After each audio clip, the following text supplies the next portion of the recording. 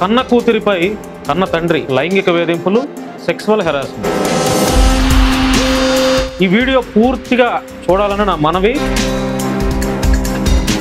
మరొకసారి చెప్తున్నాను, కన్న కూతురిపై కన్న తండ్రి లైంగిక వేధింపులు, సెక్సువల్ హెరాస్మెంట్. ఒక పాట పాడతాను మీకు. కుటుంబ భారమంతా మోసుకొస్తావు, బాధ్యతకు మారు పేరు అయితావు, కష్టమంతా కడుపులోనే దాచుకుంటావు, నీ కన్నీళ్లు కంటి రెప్ప దాటనీయవు. నాన్నా నాన్నా నాన్నా నీ ప్రేమెంత గొప్పదో నాన్నా. ఒక చిన్న కుటుంబం, మిడిల్ క్లాస్ ఫ్యామిలీ. ఒక తండ్రి అంటే భార్యాభర్తలు, వాళ్ళిద్దరికి కొడుకు కూతురు. ఆ కూతురి పుట్టినరోజు నాడే తండ్రి జన్మదినం. అంటే తండ్రి కూతురులు ఇద్దరిదే ఒకే రోజు జన్మదినం అనమాట. మిడ్ నైట్ 12 గంటలకి కూతురికి కేక్ కట్ చేయించడం కోసం బయట హాల్లో కేక్ పెడతారు. తండ్రి వెళ్ళి కూతురు రూమ్లో పడుకొని ఉంటే డోర్ ఇట్లా కొడుతూ ఉంటాడు. ఆ కూతురు ఎంతసేపటికి డోర్ తీయదు.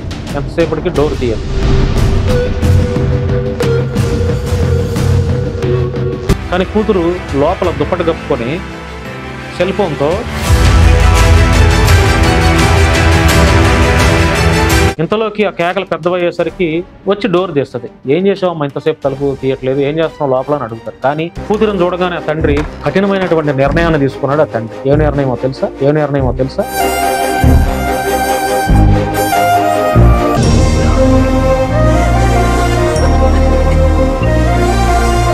అందరికీ నమస్కారం, నేను Bhanu Mekala. Welcome to Sasi TV. కన్న కూతురిపై కన్న తండ్రి లైంగిక వేధింపులు, సెక్సువల్ హెరాస్మెంట్. మీరు విన్నది నిజమే. కడుపున పుట్టినటువంటి కన్న కూతురిపై కన్న తండ్రి లైంగిక వేధింపులు, సెక్సువల్ హెరాస్మెంట్. ఈ వీడియో పూర్తిగా చూడాలని నా మనవి. ఇప్పటి వరకు నా వీడియోలు ఏమైతే చూశారో చూడలేదో మరి నాకైతే తెలియదు, కానీ ఈ వీడియోని పూర్తిగా చూడండి. చూసిన తర్వాత మీ యొక్క అభిప్రాయాన్ని కామెంట్ రూపంలో తెలియచేయండి. ఎందుకో తెలుసా, ఈ వీడియోలో చాలా డెప్త్గా చెప్పబోతున్నాను నేను. అది తల్లిదండ్రులకి తెలియజేస్తున్నాను, తల్లిదండ్రుల కడుపున పుట్టినటువంటి కూతుర్లకు కూడా, అంటే కుమార్తెలకు కూడా నేను ఈ విషయాన్ని తెలియజేస్తున్నాను. తెలుగు రాష్ట్రాల ప్రజలు కూడా, మన తెలుగు వారికి కూడా ఈ విషయాన్ని క్లియర్ కట్గా మంచి ఆలోచింపజేసే ఒక విషయాన్ని నేను తెలియజేస్తున్నాను. మర్చిపోకుండా వీడియో చివరి వరకు చూడండి. ఈ వీడియో చూసిన తర్వాత మీరేమనుకుంటున్నారు అనేది కామెంట్ రూపంలో తెలియజేయండి. మరొకసారి చెప్తున్నాను, కన్న కూతురిపై కన్న తండ్రి లైంగిక వేధింపులు, సెక్సువల్ హెరాస్మెంట్. ఒక పాట పాడతాను మీకు, ఓకేనా? ఆ పాట పాడిన తర్వాత వీడియోలోకి వెళ్తా. అంటే నాన్న ప్రేమ తెలియజేసే పాట. అనేక పాటలు వచ్చాయి, అమ్మ మీద, నాన్న మీద, అన్న మీద, తమ్ముళ్ళ మీద, అక్కల మీద, ఆడబిడ్డల మీద అనేక పాటలు వచ్చాయి. అన్ని హిట్ అయినాయి. ఎందుకంటే ఇవి కుటుంబ బంధాలు తెలియజేసే పాటలు కాబట్టి అందరూ ఈ పాటలను ఆదరించారు. నేను ఒక పాట పాడతాను, అది నాన్న పాట. కుటుంబ భారమంతా మోసుకొస్తావు, బాధ్యతకు మారు పేరు అయితావు, కష్టమంతా కడుపులోనే దాచుకుంటావు, నీ కన్నీళ్లు కంటి రెప్ప దాటనీయవు, మేమొక్క పూట పస్తులున్న చూడలేవయ్యా,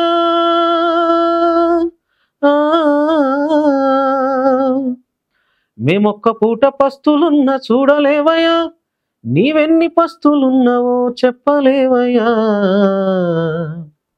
నాన్న నాన్న నాన్న నీ మనసెంత మంచిదో నాన్న, నాన్న నాన్న నాన్న నీ ప్రేమెంత గొప్పదో నాన్న.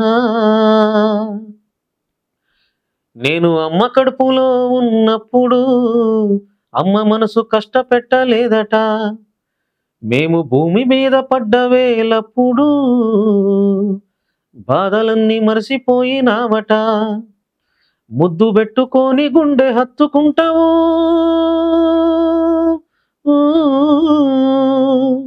ముద్దు పెట్టుకొని గుండె కత్తుకుంటావు, బారసాల చేసి గావురంగా చూసుకుంటావు,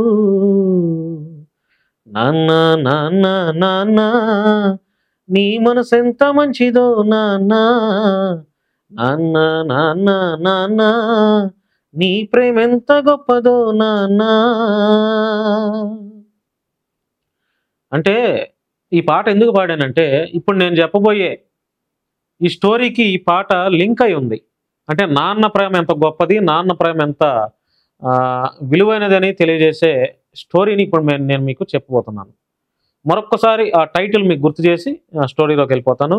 కన్న కూతురి పైన కన్న తండ్రి లైంగిక వేధింపులు, సెక్సువల్ హెరాస్మెంట్. ఇది ఏంటి అనేది ఇప్పుడు ఈ వీడియోలో ఎక్స్ప్లెయిన్ చేస్తాను. ఒక తండ్రి, ఒక చిన్న కుటుంబం, మిడిల్ క్లాస్ ఫ్యామిలీ. ఒక తండ్రి అంటే భార్యాభర్తలు, వాళ్ళిద్దరికి కొడుకు కూతురు. చిన్నప్పటి నుంచి కొడుకు కూతురుని అల్లారు ముద్దుగా ఈ తల్లిదండ్రులు ఇద్దరు పెంచుతారు. వారిని మంచిగా ఎల్కేజీ నుంచి ఫీజులు కట్టి ఎన్నో కష్టాలు పడి చదివిస్తారు. ఇంటర్మీడియట్ అయిపోతుంది. బాబు ఏమో ఇంటర్మీడియట్ అయిపోయి డిగ్రీ చేసి ఎంబీఏ చేస్తాడు. పాప ఎంబీఏ అయిపోయిన తర్వాత ఎంబీఏ అయిపోయిన తర్వాత ఇది సివిల్స్కి ప్రిపేర్ అవుతుంది. అంతవరకు వాళ్ళు అనేక కష్టాలు పడి వారిద్దరిని మంచి ఉన్నత చదువులు చదివించాలని ఆ తల్లిదండ్రులు ఇద్దరూ ఎంతో కష్టపడతారు. రూపాయి కూడబెట్టుకొని ఆ కొడుకుని కూతుర్ని ఉన్నత చదువులు చదివించాలని చెప్పి వారు కన్నటువంటి కలలు కూడా వారి ద్వారా నెరవేర్చలేకపోయారని చెప్పి కొడుకు రూపంలోనూ కుమార్తె రూపంలోనూ ఇద్దరు చెమటోడ్చి రక్తం చిందించి రూపాయి కూడబెట్టి కొడుకుని చదివిస్తారు, కూతుర్ని చదివిస్తారు. ఇది ఒక మిడిల్ క్లాస్ ఫ్యామిలీ. ఇలా కొంతకాలం సజావుగా ఈ ఫ్యామిలీ రన్ అవుతూ ఉంటుంది. ఏ తండ్రికైనా సరే కొడుకు కంటే కూతురి పైన ఎక్కువ ప్రేమ అభిమానం ఉంటుంది. అల్లారు ముద్దుగా, అంటే కూతురు 25 ఏళ్ళు వచ్చినా కూడా తండ్రికి చిన్నపిల్లలాగే కనపడుతుంది. అల్లారు ముద్దుగా చూసుకుంటాడు ఏ తండ్రి అయినా సరే. ఇది మనందరం చూస్తూనే ఉంటాం. మరి అలాంటి కూతురి యొక్క ఇష్టాలను ఎప్పుడు ఈ తండ్రి కాదనలేదు. ఎప్పుడు కూడా చిన్నప్పటి నుంచి పెద్ద ఒక 22-23 సంవత్సరాలు వచ్చేంత వరకు కూడా కూతురు ఏదడిగినా కూడా తండ్రి ఎప్పుడు కాదనకుండా, లేకపోయినా కూడా అప్పులు చేసి మరి కూతురు యొక్క సుఖం కోసం, సంతోషం కోసం ఆ తండ్రి చేసిన త్యాగం చెప్పలేము. అలాంటిది కూతురు ఉన్నట్టుండి, అంటే ఆ కూతురు యొక్క లైఫ్ ఎట్లా ఉంటుందంటే, కొడుకు చక్కగా డిగ్రీ చేసి ఎంబీఏ చదువుతాడు. అమ్మాయి కూడా డిగ్రీ చేసిన తర్వాత సివిల్స్కి ఏదో ప్రిపేర్ అవుతూ ఉంటుంది. అయితే ప్రతిరోజు ఉదయం లేవగానే తండ్రికి గుడ్ మార్నింగ్ చెప్పి సాయంత్రం గుడ్ నైట్ చెప్తే కానీ ఆ కూతురి యొక్క జీవితం, ఆ కూతురి యొక్క డే, అంటే ఆ రోజు అనేది రన్ అవ్వదు అనమాట. అంటే ఉదయం గుడ్ మార్నింగ్తోనూ సాయంత్రం గుడ్ ఈవినింగ్తోనూ ఆ రోజు ముగుస్తుంది ఆ కూతురికి. అలా ప్రేమ ఆప్యాయతలతో ఆ తండ్రి కూతురు మధ్య బంధం కొనసాగుతూ ఉంది. అయితే మరి కొడుకు బర్త్డే అయినా కూతురి బర్త్డే అయినా తల్లిదండ్రులు ఒక ఏజ్ వచ్చేంత వరకు బర్త్డేస్ చేస్తారు, జన్మదిన వేడుకలు చేస్తారు. ఈ కూతురికి 23 సంవత్సరాలు వచ్చేంత వరకు కూడా తండ్రి జన్మదిన వేడుకలు చేస్తూనే ఉంటాడు. 24 బర్త్డే వచ్చినప్పుడు, అంటే ఆ కూతురికి 24th బర్త్డేలోకి ఎంటర్ అయ్యే ముందు ఆ తండ్రి గత సంవత్సరం లాగే కూతురి యొక్క బర్త్డేని మిడ్ నైట్ 12 గంటలకి కేక్ కట్ చేపిస్తాడు ఫ్యామిలీ అందరిని. అంటే భార్యాభర్త తల్లిదండ్రుల సమక్షంలో కొడుకును మొత్తం పెట్టుకొని ఆ కూతురి యొక్క కేక్ కట్ చేపిస్తారు తండ్రి. ఆ కూతురి పుట్టినరోజు నాడే తండ్రి జన్మదినం. అంటే తండ్రి కూతురులు ఇద్దరిదే ఒకే రోజు జన్మదినం అనమాట. సో ఆ కూతురికి 23 సంవత్సరాలు వచ్చేంత వరకు కూడా తండ్రి కూతురులు ఇద్దరిది ఒకే రోజు కాబట్టి జన్మదినం, ఇద్దరు కలిసి కేక్ కట్ చేసి జన్మదిన వేడుకలు సెలబ్రేట్ చేసుకుంటారు. ఈ కూతురు ఎప్పుడైతే 23 సంవత్సరాల నుండి 24వ ఏట జన్మదినంలోకి అడుగు పెడుతుందో అప్పుడు కూతురు, అంటే తండ్రి కిందటి సంవత్సరం లాగా ఎలా అయితే బర్త్డే వేడుకలు చేస్తాడో అలాగే 24వ సంవత్సరంలో కూతురు అడుగుపెట్టిన తర్వాత మిడ్ నైట్ 23వ తేదీ, అదే మిడ్ నైట్ 24వ సంవత్సరంలోకి వెళ్ళే మిడ్ నైట్ ఉంటుంది కదా, మిడ్ నైట్ 12 గంటలకి కూతురికి కేక్ కట్ చేయించడం కోసం బయట హాల్లో కేక్ పెడతారు. కేక్ పెడితే తల్లి ఉంటుంది, కొడుకు కూడా వెయిట్ చేస్తూ ఉంటారు. తండ్రి వెళ్ళి కూతురు రూమ్లో పడుకొని ఉంటే డోర్ ఇట్లా కొడుతూ ఉంటాడు. ఆ కూతురు ఎంతసేపటికి డోర్ తీయదు. ఓ పక్కన తండ్రి నాక్ చేస్తూనే ఉంటాడు డోర్ బయట నిలబడి, కేక్ కట్ చేద్దామని. కానీ కూతురు లోపల దుప్పటి కప్పుకొని సెల్ ఫోన్తో తన యొక్క ప్రియుడికి మెసేజ్ చేస్తూ ఉంటుంది. ఆ ప్రియుడు 12 గంటలకి తనకి హ్యాపీ బర్త్డే విషెస్ చెప్తున్నాడు కాల్లో. ఆ కాల్లో తన ప్రియుడు ఈమెకి విషెస్ చెప్తుంటే మురిసిపోతూ ఉంటుంది.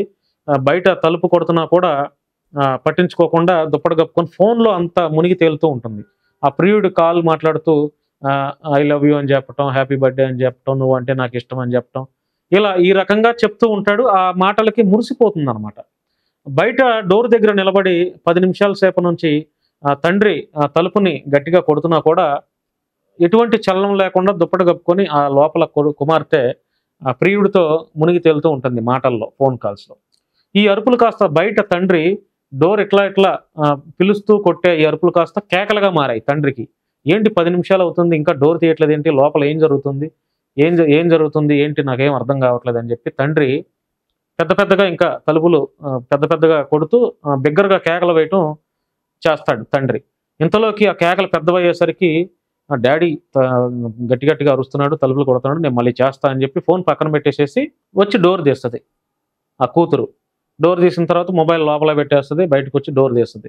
డోర్ తీసిన తర్వాత అప్పుడు తండ్రి ఆ కూతురిని చూడగానే ఇంతసేపు ఏం చేసావని అడుగుతారు ఎవరైనా సరే. అంతసేపు డోర్లు కొడుతున్నా కూడా ఏ తండ్రి అయినా లోపల నుంచి తలుపు తీయకపోతే వెంటనే ఒక 10 నిమిషాల తర్వాత తలుపు తీస్తే ఏ కొడుకైనా కూతురునైనా తండ్రి ఏం చేసావమ్మా ఇంతసేపు తలుపు తీయట్లేదు, ఏం చేస్తున్నావు లోపల అని అడుగుతారు. కానీ కూతురుని చూడగానే ఆ తండ్రి తను 10 నిమిషాలు బయట నిలబడి ఆ డోర్ ఇట్లా నాక్ చేసేది అది కూడా మర్చిపోయి ఆ కళల్లోకి చూస్తూ తన యొక్క ఆనందాన్ని, కూతురికి జన్మదిన వేడుకల్ని, హ్యాపీ బర్త్డే అమ్మ, నువ్వు నిండు నూరేళ్ళు సంతోషంగా ఉండాలి, మంచి ఉన్నత చదువులు చదవాలని తండ్రి శుభాకాంక్షలు చెప్పి బ్లెస్ చేస్తాడు కూతుర్ని. చేయి పట్టుకొని బయటకు తీసుకొచ్చి హాల్లో కేక్ ఏదైతే పెడతారో ఆ కేక్ని కట్ చేపిస్తారు. తల్లి, తండ్రి, కొడుకు, కూతురు కట్ చేసి వెంటనే యాక్చువల్గా గత సంవత్సరం కేక్ కట్ చేసే టైంకి తండ్రి కూడా బర్త్డే కాబట్టి ఇద్దరు ఒకరికొకరు కేక్ కట్ చేయించుకొని అదే కేక్ నోట్లో పెట్టుకొని విష్ చేసుకుంటారు, హ్యాపీ బర్త్డే డాడీ అని. ఈ పాప అంటుంది, హ్యాపీ బర్త్డే నాన్న, మన ఇద్దరు ఒకే రోజు జన్మదినం, ఇద్దరం ఒకే రోజు పుట్టామని నవ్వుకుంటారు.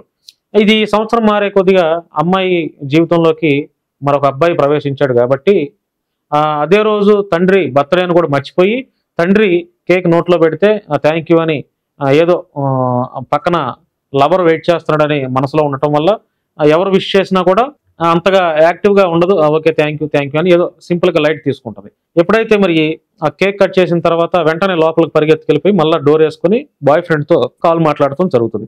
తండ్రి నా బర్త్డేని కూడా మర్చిపోయింది ఏంటి నా కూతురు, ప్రతి సంవత్సరం ఎంతో యాక్టివ్గా ఉంటుంది కదా, ఇద్దరం కేక్ తినిపించుకొని విష్ చేసుకుంటూ కాసేపు సంతోషంగా ఉంటాం కదా కుటుంబం అంతా, నా విష్ చేయడానికి కూడా నన్ను మర్చిపోయిందా లేకపోతే ఏంటి హడావుడిగా లోపలికి వెళ్ళిపోయిందని తండ్రి సరే లైట్ తీసుకున్నాడు. అంటే కూతురు మీద నమ్మకంతో పట్టించుకోవాలా, సరేలే ఏదైనా డిస్టర్బెన్స్లో ఉందేమో అని అనుకొని ఆయన కూడా ఆ నైట్ అంతా బాగానే ఉన్నాడు, ఏం పట్టించుకోలేదు. అయితే కూతురు లోపలికి వెళ్ళి తలుపేసుకోవటం గమనించినటువంటి తండ్రి ఏదో డిస్టర్బెన్స్లో ఉందలే కూతురు అని చెప్పి ఇక ఆ నైట్కి అట్లా గడిచిపోతే పడుకుండిపోతారు.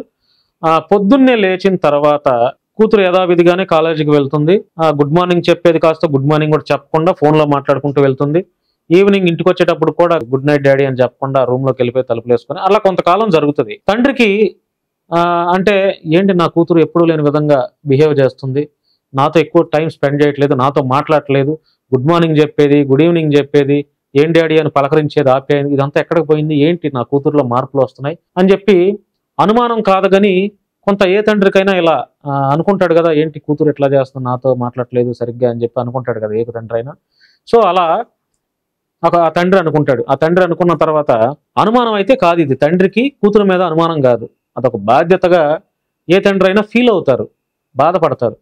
అయినా కూడా ఆ తండ్రి సరేలే అని చెప్పి లైట్ తీసుకున్నాడు. వన్ ఫైన్ డే బయట హాల్లో కూర్చొని తండ్రి పేపర్ చదువుతూ ఉంటే కూతురు తన రూమ్లో నుంచి బ్యాగ్ తీసుకొని తండ్రి ఉన్నా కూడా తండ్రిని పట్టించుకోకుండా వాళ్ళ అమ్మను పిలిచి, అమ్మ నేను డ్రై వాష్కి వెళ్ళి వస్తాను, నా బట్టలు తీసుకొని, బట్టలు కొంచెం మురిగి పట్టినాయంటే సరే అమ్మ వెళ్ళరా అని చెప్పంటే తల్లికి చెప్పుకుంటా బయటికి వెళ్ళిపోయింది. తండ్రి చూస్తూనే ఉన్నాడు కానీ తండ్రిని పట్టించుకోవాలా, వెళ్ళిపోయింది. సరేలే అనుకున్నాడు తండ్రి, మరలా యథావిధిగా పేపర్ చదువుతూ ఉన్నాడు. కూతురు బయటికి వెళ్ళి 10 నిమిషాలు అవుతుంది, రావట్లా, అరగంట అయింది రావట్లా, గంట అయింది రావట్లా, గంటన్నర అయింది రావట్లా. వాళ్ళ ఇంటి దగ్గర నుంచి డ్రై వాష్ షాపు పక్కనే 10 నిమిషాల్లో వెళ్ళొచ్చే అంత డిస్టెన్స్. గంటన్నర అయింది, 2 గంటలు అయింది రావట్లా. ఇంతలోకి తండ్రి తన భార్యను పిలిచాడు, అమ్మాయి బయటకు వెళ్ళి 2 గంటలు అవుతుంది, ఇంకా రాలేదు, డ్రై వాష్కి వెళ్ళిందని చెప్పావు కదా, ఇంకా రాలేదు, ఎక్కడికి వెళ్ళిందో ఏంటో చూడని చెప్పని ముందు కొడుకుని ఆ డ్రై వాష్ షాప్ దగ్గరికి వెళ్ళరమ్మంటారు. తను వెళ్ళొస్తాడు. వెళ్ళి అంకుల్ ఇక్కడ మా అక్క షాప్కి బట్టలు ఇవ్వడానికి వచ్చింది, డ్రై వాష్కి అని చెప్పి వచ్చిందా అంటే రాలేదు నాన్న, అసలు ఇక్కడికి రాలేదు, మీ అక్క రాలేదు, అంటే నిజమైన అంకుల్ అంటే రాలేదమ్మా అని. వెంటనే ఇంటికి వెళ్ళి అక్క రాలేదంట డాడీ అని చెప్పి తండ్రితో చెప్తాడు. వెంటనే తండ్రి తన మొబైల్ తీసుకొని ఆ బంధువులకి అంటే ఫస్ట్ ఆ కూతురికి ఫోన్ చేస్తాడు. కూతురు నెంబర్ స్విచ్ ఆఫ్ వస్తుంది. వెంటనే తన ఫ్రెండ్స్ అందరికీ కాల్ చేస్తారు. నాకు తెలియదు అంకుల్, మా దగ్గరికి రాలేదు అంకుల్ అని చెప్పి వాళ్ళ ఫ్రెండ్స్ కూడా చెప్తారు. వాళ్ళ బంధువులకి చేస్తారు అక్కడికి వచ్చిందేమోనని. లేదు, మరి ఏమైపోయినట్టు అని చెప్పి వాళ్ళంతా చెమటలు పట్టేసేసి కంగారు పట్టేసేసి ఆ రూమ్లోకి వెళ్ళి ఏదైనా పోలీస్ స్టేషన్లో కంప్లైంట్ అని ఇద్దాము, అమ్మాయి ఫోటో పట్టుకురా అని భార్య అంటే ఆ గదిలోకి కూతురి గదిలోకి తండ్రి వెళ్తాడు. వెళ్తే అక్కడ టేబుల్ మీద ఒక ఫోటో కనపడుతుంది. ఆ ఫోటో చూసి షాక్ అవుతాడు తండ్రి. ఆ ఫోటో చూడంగానే ఆ అమ్మాయి ప్రేమించిన వాడుగా అర్థమవుతుంది. వెంటనే ఆ ఫోటో చూడగానే ఫోటో కిందే ఒక లెటర్ ఉంటుంది. ఆ లెటర్ తీసి చదువుతాడు. నాన్న, నన్ను క్షమించండి, నేను ఒక అబ్బాయితో దాదాపుగా 6-7 నెలల నుంచి లవ్లో ఉన్నాను. మేమిద్దరం ప్రేమించుకుంటున్నాం, మేమిద్దరం కలిసి బ్రతకాలనుకుంటున్నాం. మా నిర్ణయాలు మావి, మా జీవితాలు మావి. దయచేసి మీరు మా కోసం వెతకొద్దు.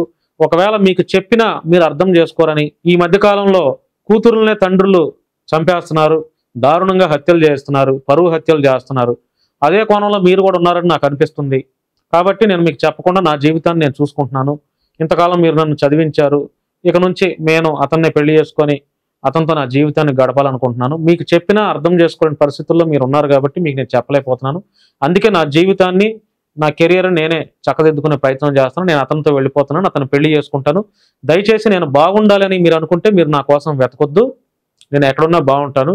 మీరు బాగుండాలని మీరు కోరుకుంటే, నేను బాగుండాలని మీరు కోరుకుంటే నన్ను, నా పరువుని బజారుకి ఎచ్చొద్దు. నేను లేచిపోయాను అని చెప్పి అట్లా మాట్లాడొద్దు. నేను హ్యాపీగా ఎక్కడున్నా సంతోషంగా ఉంటానని అనుకోండి అని చెప్పి ఆ తల్లి లెటర్ రాసి వెళ్ళిపోతుంది. తండ్రి ఆ లెటర్ చూసి చాలా బాధపడతాడు, కన్నీళ్లు పెట్టుకుంటాడు, ఏడుస్తాడు, దుఃఖంలోకి వెళ్ళిపోతాడు.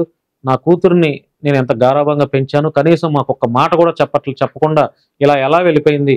తను ఏది అడిగినా మేము కాదనకుండా చేశాము, చాలా కష్టపడి ఫీజులు కట్టాము, తను అనుకున్నటువంటి చేసాము, మంచి బట్టలు కొనిచ్చాం, ఏది అడిగినా కాదనలేదు. అలాంటిది నేను నా కూతుర్ని ఎలా చంపుకుంటాను? ఒక మాట నాతో చెప్తే నా కూతురు ఇష్టాన్ని నేను ఎందుకు కాదంటాను? మాతో చెప్పాలి కదా.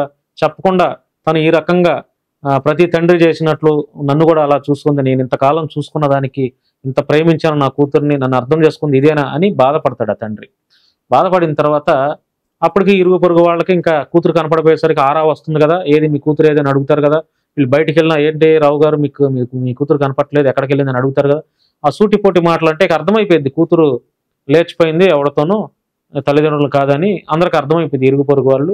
ఇంకా మన ఇంట్లో ఏదైనా జరిగితే చుట్టుపక్కల వాళ్ళు పిన్నాం అని పిలిచి మీ కూతురు వెళ్ళిపోయిందంటగా అని అడుగుతారు చూసారా. ఆ మాటలు ఇవన్నీ తట్టుకోలేక వాళ్ళు, ఆ కుటుంబం లోపల మెంటల్గా చాలా డిస్టర్బ్ అయిపోయింది. డిస్టర్బ్ అయిపోయి ఆ తండ్రి తీసుకున్న నిర్ణయం ఏంటో తెలుసా? కూతురుని ఇరుగు పొరుగు వారు, ఆ వీధి సందుల్లో వాళ్ళు లేచిపోయిందంట, పలానా వాళ్ళ పిల్ల లేచిపోయిందంట అనే మాటలు తట్టుకోలేని తండ్రి బాధపడి ఒక కఠినమైనటువంటి నిర్ణయాన్ని తీసుకుంటాడు. ఆ నిర్ణయం చెప్తే అసలు మనంతా చాలా ఫీల్ అవుతాం, ఎక్స్పెక్ట్ చేయరు. అలాంటి నిర్ణయాలు ఏ తండ్రి తీసుకుంటాడు? కూతురి కోసం, కూతురి భవిష్యత్తు కోసం, కూతురి కెరీర్ స్పాయిల్ అవ్వకుండా ఉండడం కోసం, కూతురు లేచిపోయింది, పలానా వాడితో లేచిపోయిందని అనుకుంటున్నా కూడా తన పరువును కాపాడాలని, తన భవిష్యత్తును కాపాడాలని, తన కెరియర్ని కాపాడాలని చెప్పి ఒక కఠినమైనటువంటి నిర్ణయాన్ని తీసుకున్నాడు ఆ తండ్రి. ఏ నిర్ణయమో తెలుసా? రూమ్లోకి వెళ్ళిపోయి ఒక లెటర్ రాసి, ఏం లెటరో తెలుసా? నాన్న, నువ్వు నన్ను అర్థం చేసుకుంది ఇదేనా? నీకోసం నా రెక్కలు ముక్కలు చేసి ఎంతో డబ్బులు కూడబెట్టి ఉన్నత చదువులు చదివించాలని నిన్ను ఈ స్థాయి వరకు చదివించాను. దాని వెనుక నా కష్టం ఎంతో ఉంది. మా యొక్క ఆనందాలను కూడా పక్కన పెట్టేసేసి మీకోసం, మీ భవిష్యత్తు కోసం మేము ఎంతో ప్రయాసపడ్డాం, ఎంతో కష్టపడ్డాం. నిన్ను చదివించడానికి, ఒక స్థాయిలో నిలబెట్టడానికి, నీ కాలేజ్ ఫీజులు కట్టడం కోసం ఎన్ని అప్పులు చేశామో ఆ అప్పులు తీర్చడం కోసం మేము పడినటువంటి బాధలు నేను చెప్పలేము. అయినా కూడా నీ ఇష్టాన్ని ప్రకారం నువ్వు వెళ్ళిపోయావు, నేను కాదనట్లేదు. ఒక మాట నాతో షేర్ చేసుకుంటే నేనే దగ్గరుండి పెళ్లి చేసేవాడిని కదా. అది చెప్పకపోగా నన్ను సమాజంలో అంటే నేను కషాయి వాళ్ళలాగా, దుర్మార్గుల్లాగా, నీ తండ్రిని ఇన్నేళ్లు నిన్ను కని పెంచి 23 ఏళ్ళు నీకు లైఫ్లో నువ్వు అడిగింది ప్రతిదీ ఇచ్చినటువంటి తండ్రి మనసును నువ్వు అర్థం చేసుకోలేకపోయావు బుజ్జి. నేను చాలా బాధపడుతున్నాను. నువ్వు అర్థం చేసుకుంది ఇదేనా?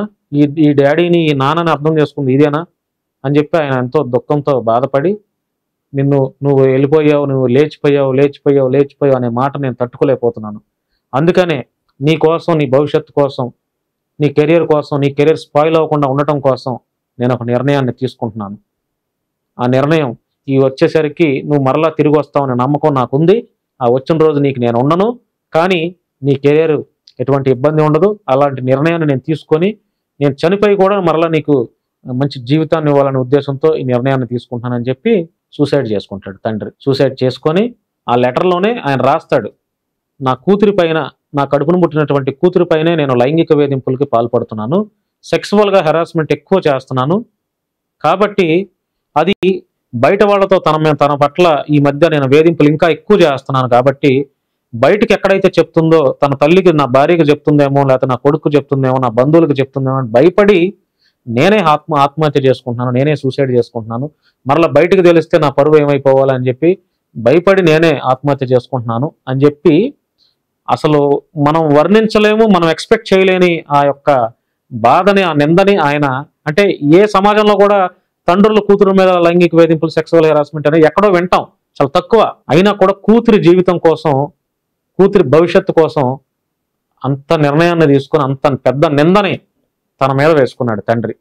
మీకు అర్థమవుతుందా తండ్రి యొక్క గొప్పతనం, తండ్రి యొక్క విలువ, తండ్రి యొక్క ప్రేమ ఎలా ఉంటుందో కూతురుల పైన, కొడుకుల పైన? అంత నిందని ఎవరైనా వేసుకుంటారండి? కూతురి పైన లైంగిక వేధింపులు, లైంగిక దాడి, సెక్సువల్ హెరాస్మెంట్ అనే ఒక వర్డ్, అసలు ఆ మాటలు ఎలా ఉంటాయండి? అంటే కూతురి భవిష్యత్తు కోసం, కూతురి కెరియర్ కోసం తీసుకున్నటువంటి గొప్ప నిర్ణయం ఆ తండ్రి మనసు ఎంత బాధపడి ఉంటుందో చూసారా మీరు? ఎంత బాధపడితే కూతురు వెళ్ళిపోయినా కూడా వదిలిపెట్టకుండా వెళ్ళిపోయిందిలే, మమ్మల్ని కాదనింది, దాని బతుకుతుంది, మా కూతురు చచ్చిపోయింది అనుకోకుండా ఆయన మరలా కూతురు సంతోషం కోసం, కూతురు భవిష్యత్తు కోసం అంత పెద్ద గొప్ప నిర్ణయాన్ని తీసుకున్నాడు. ఆత్మహత్య చేసుకున్నాడు కూతురు కోసం.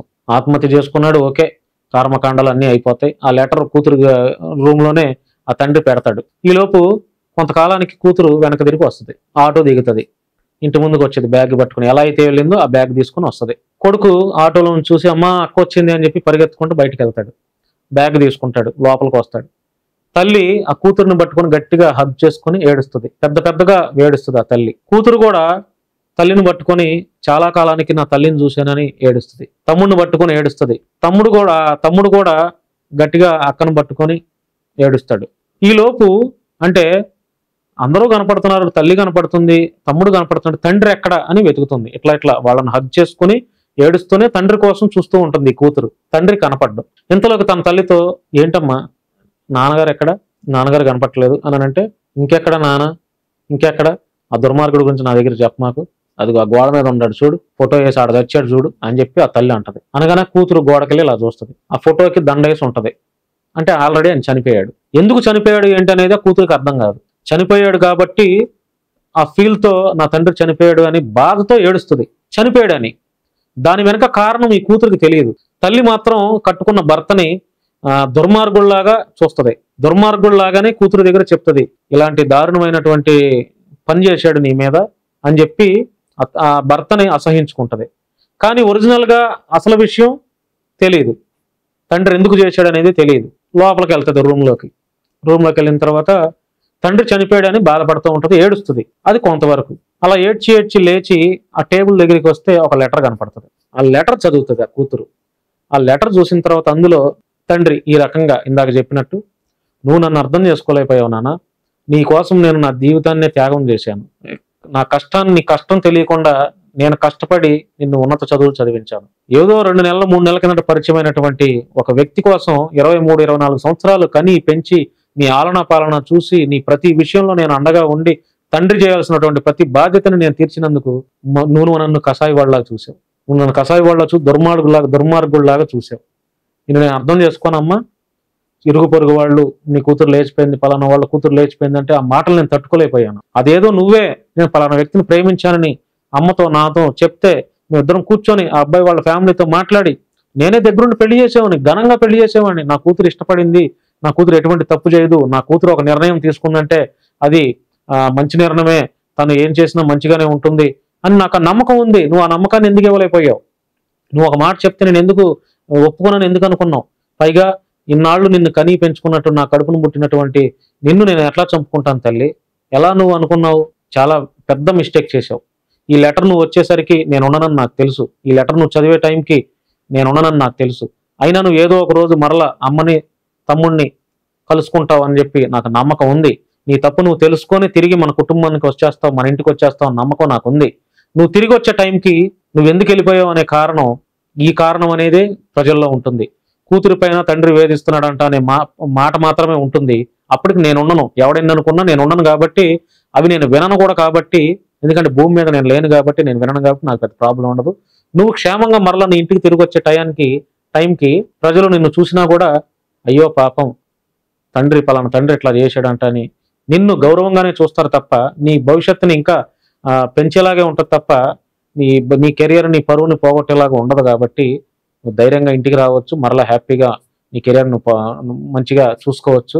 కాబట్టి ఆ నిందని నేనే వేసుకున్నాను. నీ పరువు కాపాడటం కోసం నువ్వు లేచిపోయిన సంగతి ఇరుగు పొరుగు వాళ్ళకి తెలిసిన ఆ నింద మాకు చాలా ఇబ్బందిగా ఉంది కాబట్టి, మనదే గౌరవం కలిగిన కుటుంబం కాబట్టి ఇంత నిర్ణయాన్ని తీసుకున్నాను. ఏదేమైనా కూడా ఈ విషయం మన ఇద్దరి మధ్య ఉంటుంది. అమ్మకి తెలియదు, అమ్మకి నాన్నకి నువ్వు ఎందుకు వెళ్ళిపోయావు అనేది తెలియదు. నువ్వు పలానా వ్యక్తితో వెళ్ళిపోయావు సంగతి నాకు మాత్రమే తెలుసు, అమ్మకి తమ్ముడికి తెలియదు. కానీ అమ్మకి తమ్ముడికి తెలిసిన విషయం నేను నిన్ను లైంగికంగా వేధిస్తున్నట్టు. కాబట్టి వాళ్ళు నేను తప్పుగా అనుకున్నా ఏం పర్లేదు, పైనుండి మిమ్మల్ని బ్లెస్ చేస్తూనే ఉంటాను, అమ్మను చూస్తూనే ఉంటాను, తమ్ముడిని కూడా చూస్తూనే ఉంటాను. తమ్ముడి బాధ్యత నీదే. ఇప్పటి వరకు జరిగిపోయిందంత ఒక పీడకల అనుకో. ఇప్పుడు నువ్వు చదవాల్సినటువంటి చదువు ఏదైతే ఉందో దాని మీద ఫోకస్ పెట్టు అని చెప్పి తండ్రి ఆ లెటర్లో తన బాధ, తన యొక్క మా అభిప్రాయాలు మొత్తం తెలియపరుస్తాడు. ఆ లెటర్ చదివినటువంటి కూతురు ఇంకా పెద్ద పెద్ద కేకలు పెడుతూ ఏడుస్తుంది, పెద్ద కేకలు పెడుతూ ఏడుస్తూ ఉంటుంది. అప్పటికి తండ్రి లేడు. ఇంకా ఎంత ఏడ్చినా తన తప్పుతో తెలుసుకొని ఇంటికి వచ్చినా తండ్రి లేడు, తండ్రి చనిపోయాడు, ఆత్మహత్య చేసుకున్నాడు. కాబట్టి తండ్రి ప్రేమ అంత గొప్పది, తండ్రి ప్రేమ అంత విలువైనది. తండ్రులు చేసే త్యాగాలు ఈ భూమి మీద ఎవరూ చేయలేరు.